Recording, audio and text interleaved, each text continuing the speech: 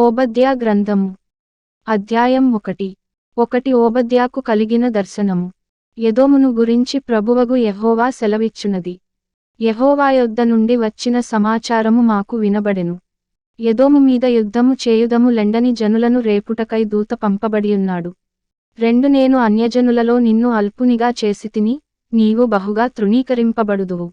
3 అత్యున్నతమైన పర్వతముల మీద ఆసీనుడవైయుండి కొండసందులలో నివసించువాడా, నన్ను క్రిందికి పడద్రోయగలవాడెవడని అనుకొనువాడా, నీ హృదయపు గర్వముచేత నీవు మోసపోతివి. 4 పక్షిరాజు గూడంత ఎత్తున నివాసము చేసుకొని నక్షత్రములలో నీవు దాని కట్టినను అచ్చట నుండియు నేను నిన్ను క్రింద పడవేతును. ఇదే యెహోవా వాక్కు. 5 చోరులేగాని రాత్రి కన్నము వేయువారేగాని నీమీదికి వచ్చిన ఎడల తమకు కావలసినంత మట్టుకు దోచుకొందురుగదా. ద్రాక్షపండ్లను ఏరువారు నీ యొద్దకు వచ్చిన ఎడల పరిగె ఏరుకొను వారికి కొంతయుండనిత్తురుగదా.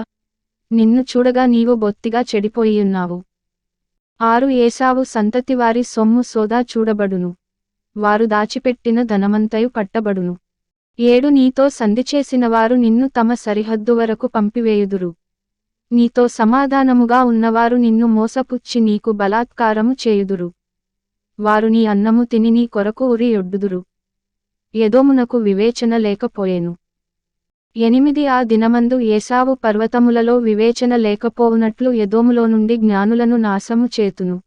ఇదే యెహోవా వాక్కు. 9 తేమాను, నీ బలాఢ్యులు విస్మయమొందుదురు. అందువలన ఏశావు యొక్క పర్వత నివాసులందరూ హతులై నిర్మూలమగుదురు. 10 నీ సహోదరులైన యాకోబు సంతతికి నీవు చేసిన బలాత్కారమును బట్టి నీవు అవమానము నొందుదువు, ఇకనెన్నటికిని లేకుండా నీవు నిర్మూలమగుదువు. 11 నీవు పగవాడవై నిలిచిన దినమందు, పరదేశులు వారి ఆస్తిని పట్టుకొని పోయిన దినమందు, అన్యులు వారి గుమ్మములలోనికి చొరబడి యెరూషలేము మీద చీట్లు వేసిన దినమందు నీవును వారితో కలిసి కొంటివిగదా. 12 నీ సహోదరుని శ్రమానుభవదినము చూచి నీవు ఆనందమొందతగదు. యూదావారి నాశనదినమున వారి స్థితిని చూచి నీవు సంతోషింపతగదు. 13 నా జనుల ఆపద్దినమున నీవు వారి గుమ్మములలోనికి చొరబడదగదు.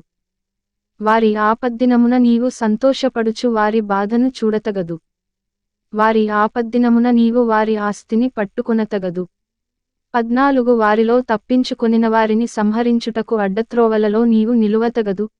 శ్రమదినమందు అతనికి శేషించిన వారిని శత్రువుల చేతికి అప్పగింపతగదు. 15 యెహోవా దినము అన్యజనులందరి మీదికి వచ్చుచున్నది. అప్పుడు నీవు చేసినట్టే నీకును చేయబడును, నీవు చేసినదే నీనెత్తి మీదికి వచ్చును. 16 మీరు నా పరిశుద్ధమైన కొండమీద త్రాగినట్లు అన్యజనులందరును నిత్యము త్రాగుదురు. తాము ఇకనెన్నడు నుండని వారైనట్లు వారేమీయు మిగులకుండా త్రాగుదురు. 17 అయితే సీయోను కొండ ప్రతిష్ఠితమగును, తప్పించుకొనినవారు దానిమీద నివసింతురు. యాకోబు సంతతివారు తమ స్వాస్థ్యములను స్వతంత్రించుకొందురు. 18 మరియు యాకోబు సంతతివారు అగ్నియు, యోసేపు సంతతివారు మంటయు అగుదురు. ఏశావు సంతతివారు వారికి కొయ్యకాలుగా ఉందురు. ఏశావు సంతతివారిలో ఎవడును తప్పించుకొనకుండా యోసేపు సంతతివారు వారిలో మండి వారిని కాల్చుదురు. యెహోవా మాట ఇచ్చియున్నాడు. 19 దక్షిణ దిక్కున నివసించువారు ఏశావు యొక్క పర్వతమును స్వతంత్రించుకొందురు. మైదానమందుండువారు ఫిలిష్తీయుల దేశమును స్వతంత్రించుకొందురు. మరియు ఎఫ్రాయిమీయుల భూములను షోమ్రోనునకు చేరిన పొలమును వారు స్వతంత్రించుకొందురు. బెన్యామీనీయులు గిలాదు దేశమును స్వతంత్రించుకొందురు. 20 మరియు ఇశ్రాయేలీయుల దండు, అనగా వారిలో చెరపట్టబడినవారు సారెపతు వరకు కనానీయుల దేశమును స్వతంత్రించుకొందురు. యెరూషలేము వారిలో చెరపట్టబడి సెఫారాదునకు పోయినవారు దక్షిణదేశపు పట్టణములను స్వతంత్రించుకొందురు.